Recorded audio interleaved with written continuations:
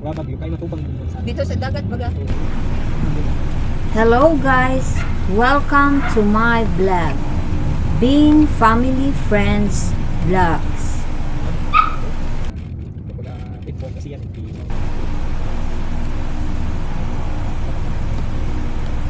Magandang araw sa inyong lahat, mga kaibigan, pamilya at kapwa manlalakbay.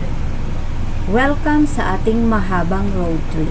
Ngayon, sasamahan ninyo ako mula sa bayan ng Baras hanggang makarating tayo sa Bato Bridge dito sa probinsya ng Catanduanes.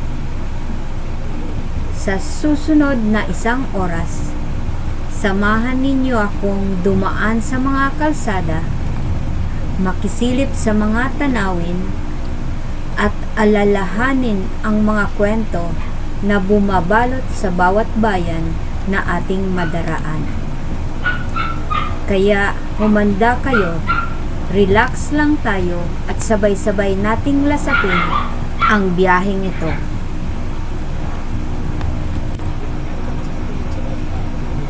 Habang umaandar tayo mula sa Baras, ramdam na ramdam ang simoy ng hangin na galing sa dagat.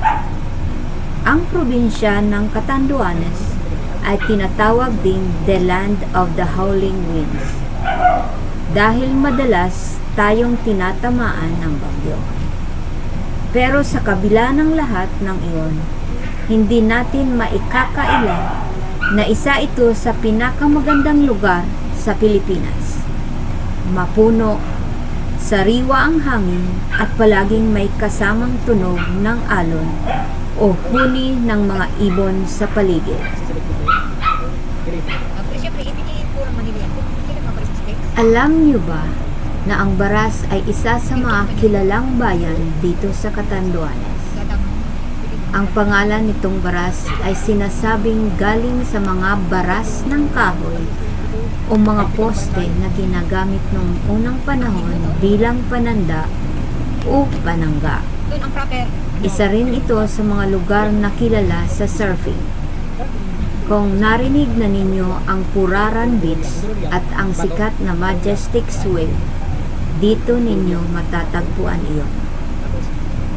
Maraming dayuhan at lokal na surfers ang pumupunta dito taon-taon para sakyan ang mga alon.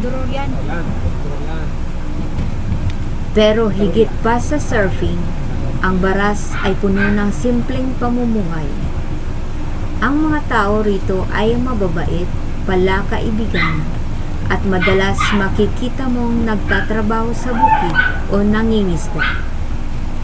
Kapag naglalakad ka sa mga kalye ng Baras, mararamdaman mo agad ang pagiging probinsyano ng buhay dito. Walang pagmamadali, walang masyadong ingay ng lungsod, kundi puro katahimikan at kasimplihan. At syempre, hindi mawawala ang mga maliit na tindahan ng kakanin sa gilid ng kalsada. Naalala ko tuloy, noong bata pa ako, tuwing dadaan kami dito, bumibili kami ng suman o potong para baon sa biyahe. Ang sarap balikan ng mga ganoong alaala. Kung mapapansin ninyo habang dumadaan tayo sa highway ng Baras, makikita ang mga bahay na yari sa kahoy. Iba naman ay gawa na sa hollow blocks. Pero, simple pa rin ang itsura. Ang ilan may mga maliliit na bakuran kung saan tanim ang mga gulay tulad ng talong, sili o kamatis. Sa probinsya, halos lahat ng tao ay may tanim sa bakuran nila. Hindi lang ito dagdag pagkain kundi simbolo rin ng pagiging masinop at matipid. Sa kanan makikita natin ang malawak na palayan. Kapag tag-ani, makikita mong sabay-sabay ang mga magsasaka na kayuko nagtutulungan para makolekta ang palay. Ang bawat sako ng palay ay bunga ng mahabang araw ng pagtatanim at pagbabantay. Hindi madaling trabaho, pero kapag natapos na ang anihan, ramdam ng lahat ang kasiyahan. Dito mo makikita kung gaano kahalaga ang bayanihan sa ating kultura. Naalala ko tuloy ang kwento ng lolo ko noong kabataan niya. Wala pang ganitong kalsada. Madalas raw silang maglakad ng ilang kilometro mula bukid papuntang bayan. Bit-bit ang mga gulay unyog na ibebenta. Ang hirap raw noon. Pero hindi sila nagrereklamo. Sabi niya, ang mahalaga, may pagkain sila sa mesa at may baon ang mga bata sa eskwela. Kaya sa tuwing dadaan ako sa mga ganitong daan, para bang naririnig ko ang mga yapak ng mga naunang henerasyon na dumaan dito. Ito na, Baras. We are here in Baras. 10 minutes, almost 10 minutes. Habang umaandar pa tayo, pansinin ninyo ang kabundukan sa malayo. Luntian, parang malalaking unan na nakalatag sa lupa. Sa panahon ng tag-ulan, mas lalo itong magiging matingkad na berde. At may mga ulap na bumabalot sa tuktok ng bundok. Isa ito sa mga dahilan kung bakit masarap mag-road trip dito. Hindi ka lang basta nagbebiyahe, kundi parang dumadaan ka sa isang malaking obra maestra ng kalikasan. Unti-unti na tayong lumalayo mula sa sentro ng Baras. Sa mga susunod na minuto, mas mararamdaman natin ang katahimikan ng probinsya. Mas kaunti ang bahay, mas maraming bukirin, at mas malinaw ang tanawin ng dagat at kabundukan. Kaya relax lang kayo, huminga ng malalim at hayaan natin ang kalsada ang magdala ng bagong kwento sa ating harapan.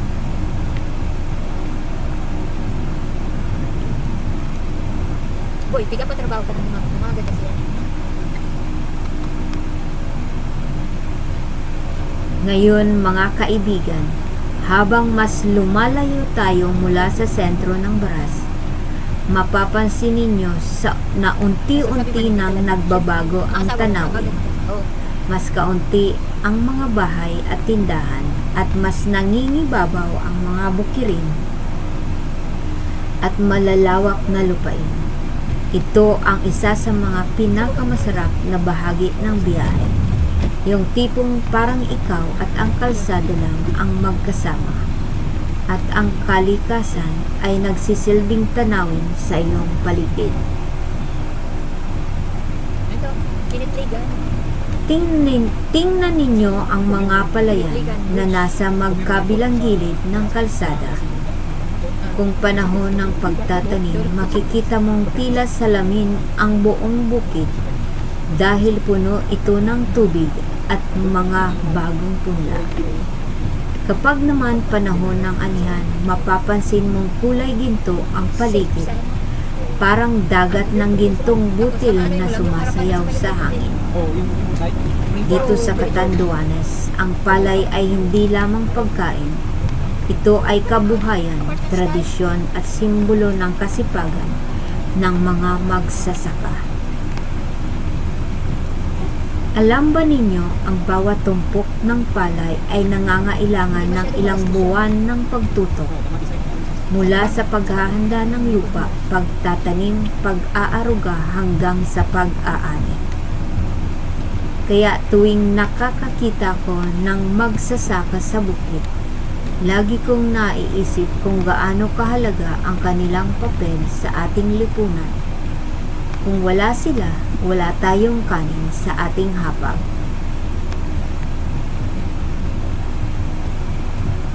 May kasabihan nga, kapag walang magsasaka, walang pagkain. Kaya sana, bawat beses na sumubo tayo ng kanin, maalala natin ang hirap at tiyaga ng ating mga magsasaka. Minsan, simple lang ang kanilang buhay. Maliit na kubo, ilang manok at baboy sa bakuran, at araw-araw sa bukid. Pero sa kabila nito, malaki ang kanilang ambag sa buong bansa. 360. Ang bawat kutsara ng kanin ay may kasamang pawis, dasal at pagmamahal mula sa mga taong ito.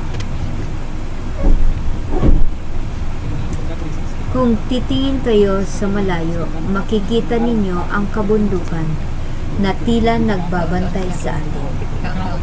Parang mga higanting nakahiga, natatakpan ng mga puno at dambang. Sa probinsya, laging kasama ang bundok sa ating tanaw. May drone ka doon. Nakaka-relax tingnan lalo na kapag may ulap na bumabalot sa tuktok nito. Para kang nasa isang lugar na malayo, sa gulo ng lungsod, isang paraiso ng katahimikan. Madalas sinasabi ng mga bisita, ang ganda ng probinsya nyo, parang painting. At totoo iyon. Ang bawat bundok, puno at palayan ay parang obra maestra ng kalikasan. Kung yung tricycle mo, Wala nang hihigit pa sa natural na ganda ng ating kapaligiran. Habang patuloy tayong bumabiyahe, may mga pagkakataong makikita ninyo ang dagat mula sa gilid ng kalsada. Parang kumikislap ang asol na tubig sa ilalim ng araw. Dito sa Catanduanes, halos saan ka man magpunta, malapit ka lagi sa dagat. Isa itong biyaya kasi ang dagat ay nagbibigay ng pagkain, hanap buhay at kalayaan.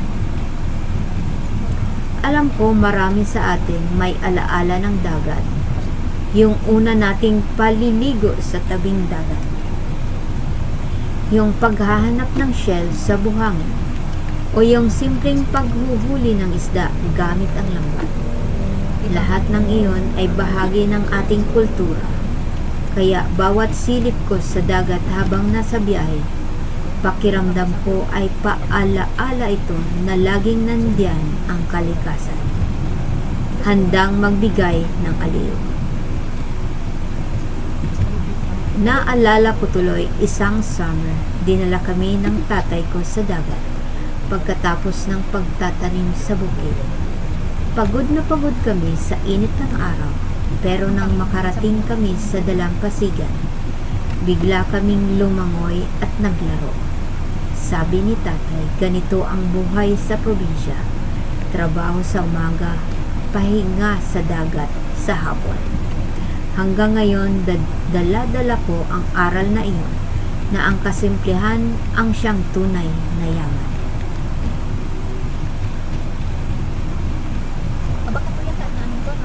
Mapapansin ninyo rin ang mga bahay na daanan natin. May mga simpleng kubo na gawa sa kawayan, may ilan ding sementado pero maliit lang. Sa harap ng mga bahay, makikita mong may sampayan ng mga damit na nilaban. May mga batang naglalaro ng habulan o may mga alagang manok na gumaganda. Ito ang tunay na larawan ng probinsya. Walang arte, walang komplikasyon. Basta't may tahanan at pamilya, masaya na. Minsan may makikita ka rin mga tindahang maliit. Nagbebenta ng yelo, soft drinks, tinapay at minsan ay mga lutong ulam. Kapag tag-init, ang mga ganitong tindahan ay tambayan ng mga bata. Bumibili ng yellow pop o ice candy, simpleng bagay, pero malaking saya para sa kanila. Sa panahon ngayon na lahat mabilis, internet, trabaho, biyahe, nakakalimutan nating minsan ay sapat na ang simple. Tingnan ninyo ang mga tao sa gilid ng kalsada. Hindi man marangya ang buhay nila, pero makikita mong nakangiti, masaya. Sa probinsya, ang tunay na sukatan ng yaman ay hindi pera, kundi oras. Oras kasama ang pamilya, oras para sa komunidad, at oras para sa kalikasan. Kung tahimik kayong makikinig, Maririnig ninyo ang mga tunog ng paligid, hangin na humahampas sa dahon, huni ng mga ibon, at minsan ang tunog ng motor o tricycle na dumadaan. Ang mga tunog na ito para sa iba, baka simpleng ingay lang, pero para sa akin, ito ang musika ng probinsya. Natural, payak, at nakakapawi ng pagod.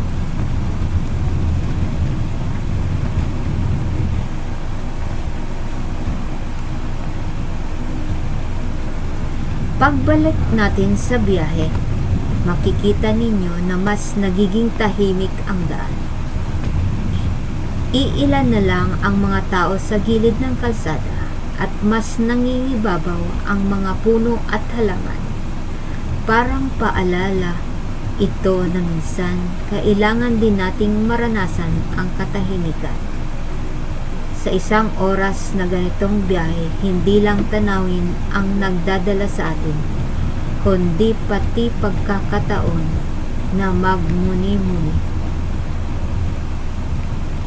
Habang nagpapatuloy tayo, tandaan natin na ang bawat kilometro na nilalakbay natin ay may kasamang kwento.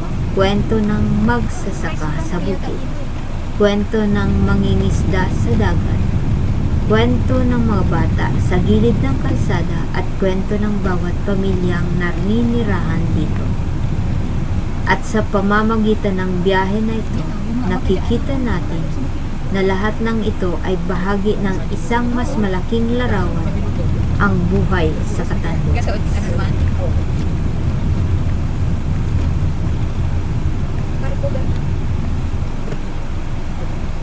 Mga kaibigan, habang nagpapatuloy tayo sa ating biyahe, unti-unti nang mas dumadami ang mga bahay at mga tao sa gilid ng kalsada.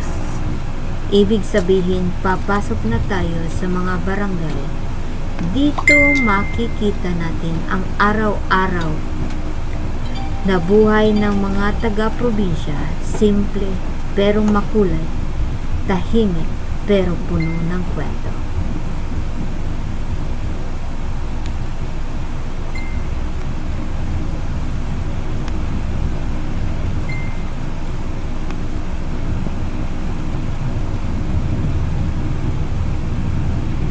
Kapag dadaanan ka sa isang barangay, kapag dadaan ka sa isang barangay, para ka ring dumadaan sa isang malaking pamilya. Halos lahat magkakakilala, lahat nagkukumustahan.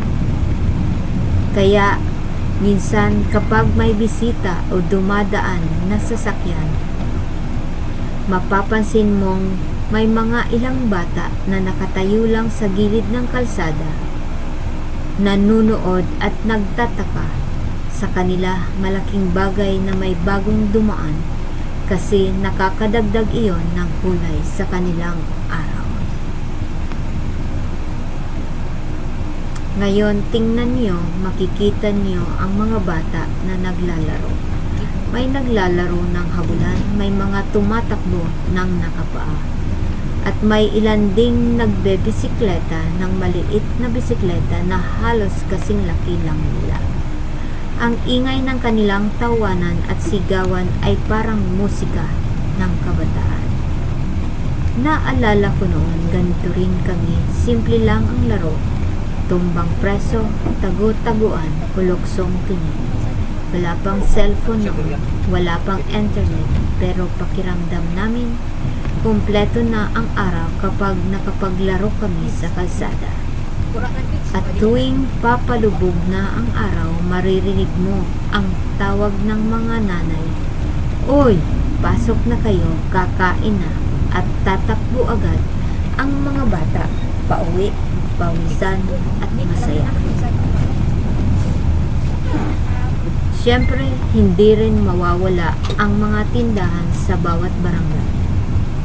Ang mga sari-sari store ang puso ng komunidad. Dito bumibili ng suka, toyo, asin, at kahit soft drinks o chicheria ang mga tao. Sa mga tindahang ito rin madalas nagkukwentuhan ng mga kapitbahay, nagkakapis sa umaga, at minsan nagchichismisan. Ang mga tindahang ganito ko rin natutunang bumili ng ice candy. Noong bata pa ako, halos piso lang noon pero napakasarap. Ang simpleng asukal na nilagay sa plastic at pinalamig sa yelo. Parang napakalamig na kayamanan sa gitna ng tirik na araw. Kung papalarin tayo at makadaan sa isang barangay na may piyesta, makikita ninyo ang makukulay na banderetas na nakasabit sa kalsada. May mga tugtugan, palaro at kung minsan, may mga kariton na puno ng pagkain. Ang fiesta ay isa sa pinakamahalagang selebrasyon sa probinsya. Hindi lang ito tungkol sa pagkain o kasiyahan, kundi tungkol din sa pagkakaisa ng buong komunidad. Isipin ninyo, kahit mahirap ang buhay kapag fiesta, naggagawa ng paraan ng bawat pamilya na may handa sa lamesa. Minsan simpleng pansit o pritong isda lang, pero bukas ang kanilang bahay sa mga bisita. Ganito kainit ang pagtanggap ng mga taga-probinsya. Sa tabi ng kalsada, makikita rin natin ang mga matatandang nakaupo sa harap ng bahay. Minsan nakatungkod, tahimik lang na nagmamasid. Parang sila ang mga bantay ng kalsada. Nakikita ang lahat ng dumadaan at marahil iniisip nila ang mga kwento ng kanilang kabataan.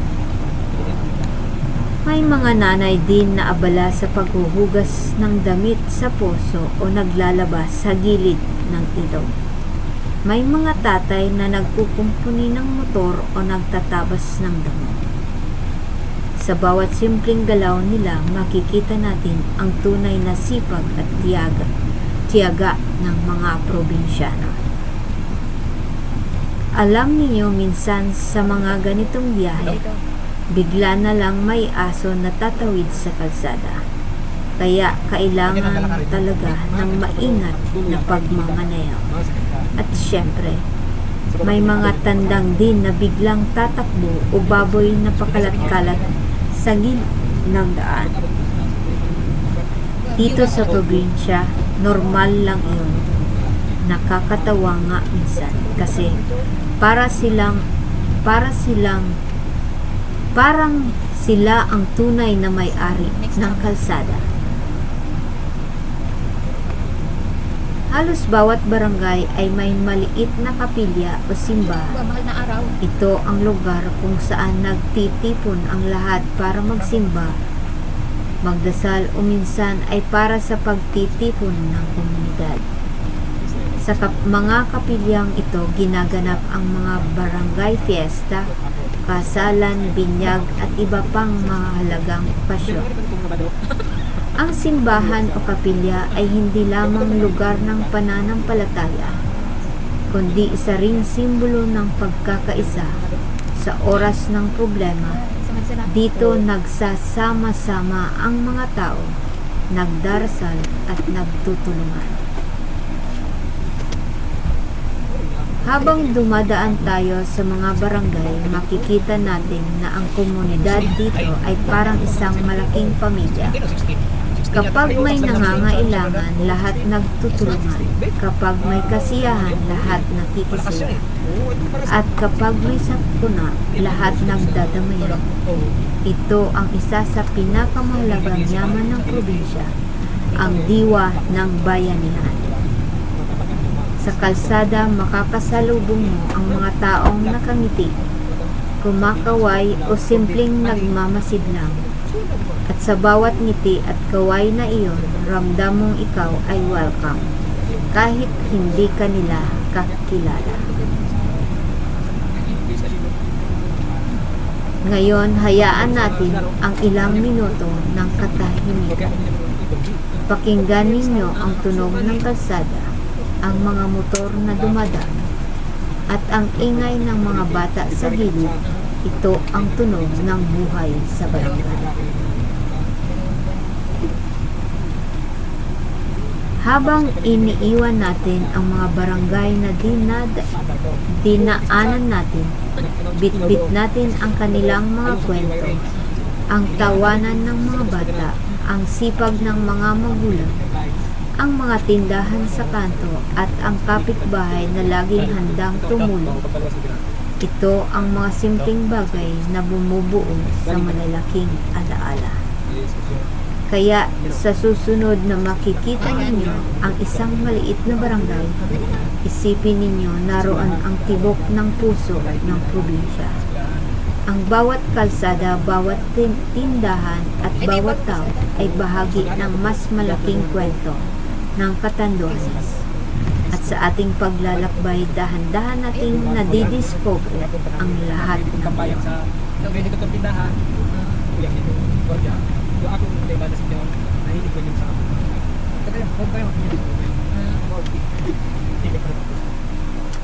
Mga kaibigan, habang patuloy tayong umaandar, mapapansin ninyo na unti-unti nang nagbabago ang tanawin. Mas dumadami na ang mga bahay, mas marami ng sasakyan sa kalsada, at mas ramdam na natin ang ingay ng bayan. Ibig sabihin, papalapit na tayo sa isa sa pinakakilalang bayan dito sa Catanduanes, ang Bato. Ang Bato ay isa sa pinakamatandang bayan sa probinsya. Kilala ito hindi lang dahil sa dami ng tao at laki ng sakop, kundi dahil na rin sa kasaysayan at kultura na hanggang ngayon ay buhay na buhay. Sa bawat kanto at kalye, makikita mo ang bakas ng lumang panahon. Mga bahay na may arkitekturang probinsyano, mga lumang tindahan, at siyempre ang mga tao na abala sa kanilang buhay. Makikita ninyo habang dumadaan tayo mga tricycle na puno ng pasahero, mga jeep na bumabagtas sa kahabaan ng bayan, at mga estudyanteng naglalakad papasok o pauwi ng paaralan. May mga nanay na namimili sa palengke, mga tatay na nagbubuhat ng gulay, at mga tendera na sumisigaw ng bili na kayo, mura lang. Ito ang tunay na itsura ng bayan sa isang pangkaraniwang araw. Sa palengke ng Bato, makikita mo ang sari-saring produkto, sariwang isda mula sa dagat, gulay na bagong ani, prutas na matamis, at iba't ibang uri ng kakanin. Ang palengke ay hindi lamang lugar ng bentahan, kundi lugar din ng pagkikita-kita ng mga tao. Dito nagkakapalitan ng balita, tsismis, at mga plano sa komunidad. Kaya sa probinsya, kapag gusto mong maramdaman ang tibok ng bayan, pumunta ka lang sa palengke. Ang pangalan na Bato ay hango sa salitang bato o rock, dahil sa dami ng malalaking bato na makikita sa paligid, lalo na sa tabing ilog at tabing dagat. Ang bayan na ito ay tinatawag pa noong panahon ng mga Kastila, at hanggang ngayon nananatili itong sentro ng kultura at pananampalataya. At syempre, hindi natin pwedeng palampasin ang pinakasikat na simbahan dito sa Bato, ang St. John the Baptist Church, o mas kilala bilang Bato Church. Isa ito sa pinakamatandang simbahan sa buong Bicol region. Itinayo ito mula pa noong 1830s at ginawa gamit ang mga malalaking bato at apong.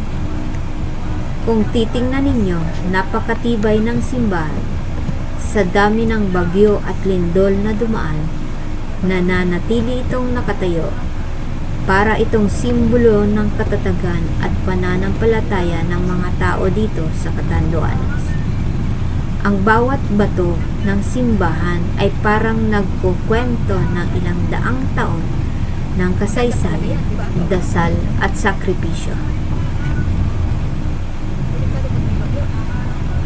Maraming henerasyon na ang nagsimba dito.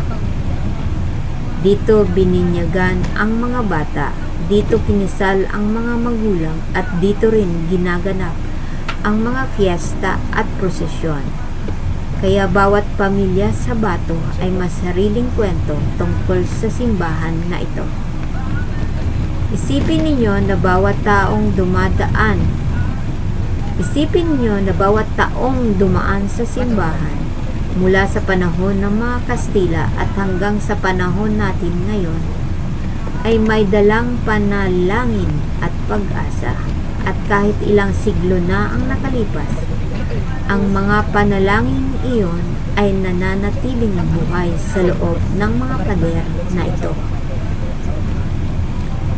Naalala ko tuloy noong unang beses akong dinala ng lolo at lola ko dito sa Bato Church.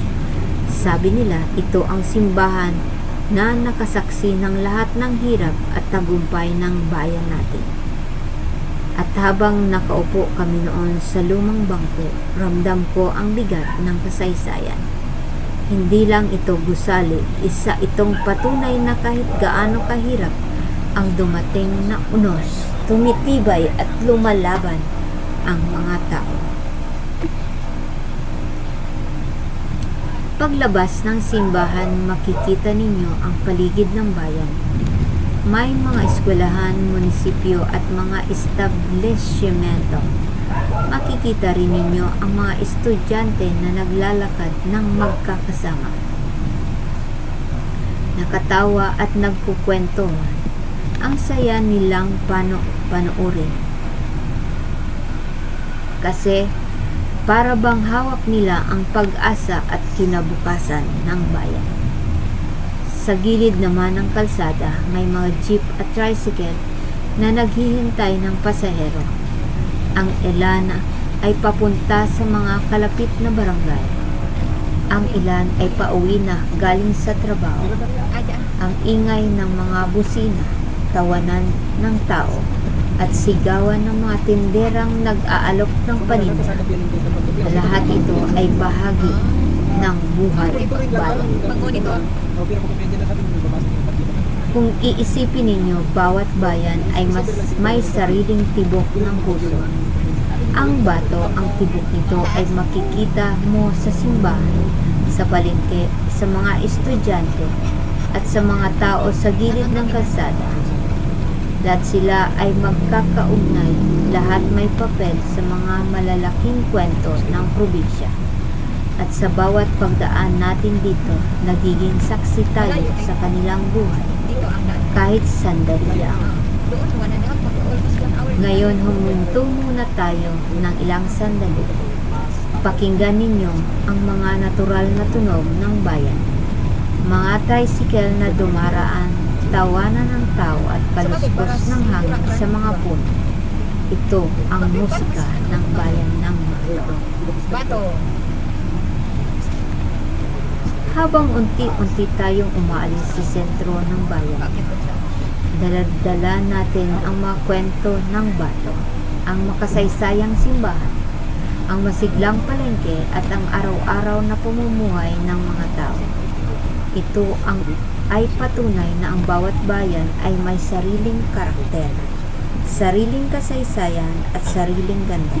At ngayon, habang papalapit tayo sa Bato Bridge, sabay-sabay nating alalahanan na ang bawat kalsada at bawat daan na tinatahak natin ay may kasamang alaala, pananampalataya at pag-asa.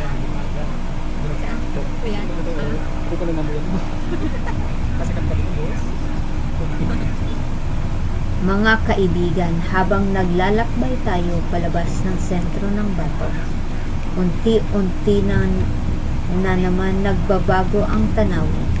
Mas konti na ang tindahan, mas kaunti ang tao sa gilid ng kalsada, at mas maluwag na ang daan.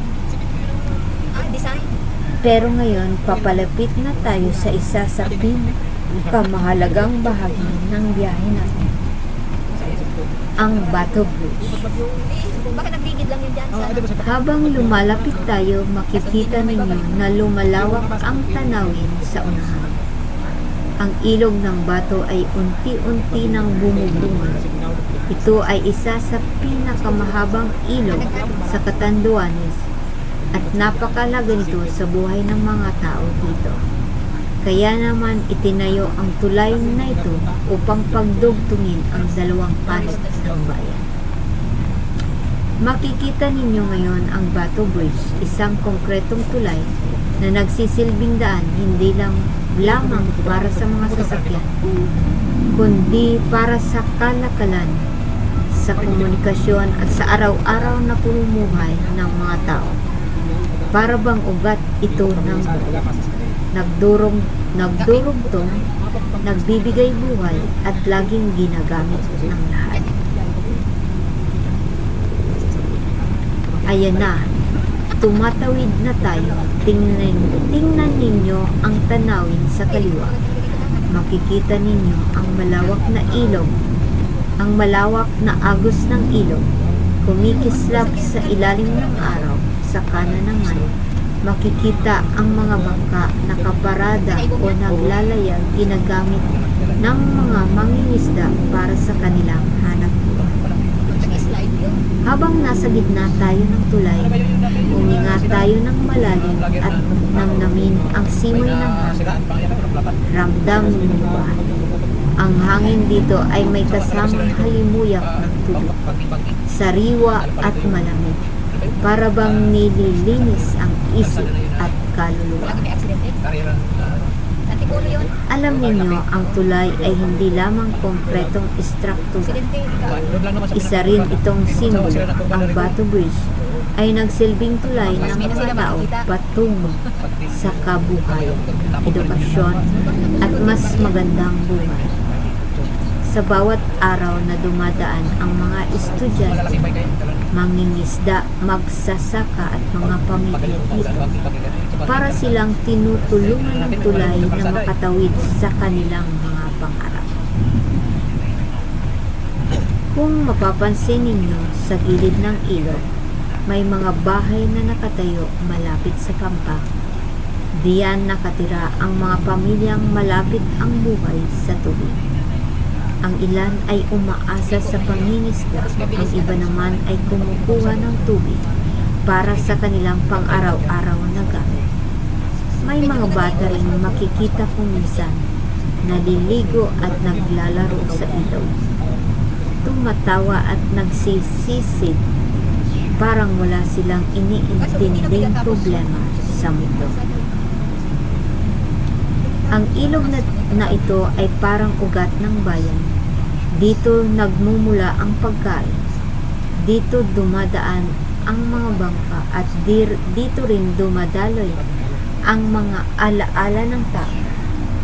Noong panahon pa ng mga ninuno, ang ilog na ito ang nagsilbing daan ng kalakalan at pakikipag-ugnayan sa ibang bayan at hanggang ngayon, nananatili itong mahalaga. Kung tatanungin ninyo ang mga matatanda rito, marami silang maikukwento tungkol sa ilog. 20. May mga kwento ng kasayahan gaya ng mga pista kung saan nagkakaroon ng paligsahan ng bangka. Mayroon din mga kwento ng hirap gaya ng mga pagbaha tuwing may malakas na bagyo. Ngunit anuman ang mangyari, ang ilog ay nananatiling kasama sa buhay nila. Para bang kaibigan na laging nariyan sa hirap at ginhawa. Naalala ko, minsan nung bata pa ako, nakasama ako sa isang bangkang tumawid dito. Habang dahan-dahang umaagos ang tubig, ramdam ko ang lakas at lawak ng ilog.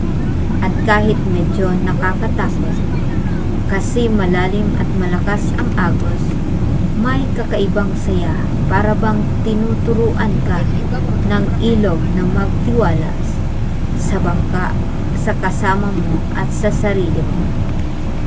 Kung mapapansin niyo rin, may mga tao sa gilid ng ilog na naglalaba, naghuhugas ng mga kagamitan o simpleng nakaupo lang, nagkukwento. Dito sila nakakatagpo ng kapahingahan pagkatapos ng mahabang araw ng trabaho. Ang ilog para sa kanila ay hindi lang tubig. Ito ay tahanan, kaibigan, at kabuhayan. Tingnan natin ulit ang tanawin habang patuloy tayong tumatawid. Ang liwanag ng araw ay tumatama sa tubig at kumikislap na parang mga alahas na nakakalat sa ibabaw ng ilaw. Ang mga punong nakatayo sa magkabilang pampang ay parang nagbabantay, nagbibigay lilim at nagpapaalala na ang kalikasan at tao ay magkasama sa iisang buhay. Ngayon, hayaan nating manahimik ng ilang sandali. Pakinggan lang natin ang tunog ng hangin at ng tubig mula sa ilaw. Ayan, natapos na natin ang pagtawid sa Bato Bridge. Ngunit tandaan natin, bawat pagtawid dito ay hindi lamang simpleng biyahe. Isa itong paalala na lagi nating kayang lagpasan ang anumang agos ng buhay basta't may daan, may tulay at may tapang tayong lumakad. Ngayon natawid na natin ang tulay, mas malinaw na nakikita ang buhay sa kabilang panig ng ilog. Mas tahimik, mas probinsya at mas malapit sa kalikasan. Pero bitbit natin ang alaala ng ilog at ng tulay na kahit anong pagitan o agwat, laging may paraan para magtagpo at magkaisa ang mga tao. Si Bang lang. Ano ba ang naisip? Hindi tayo na ano ko doon. Contest to.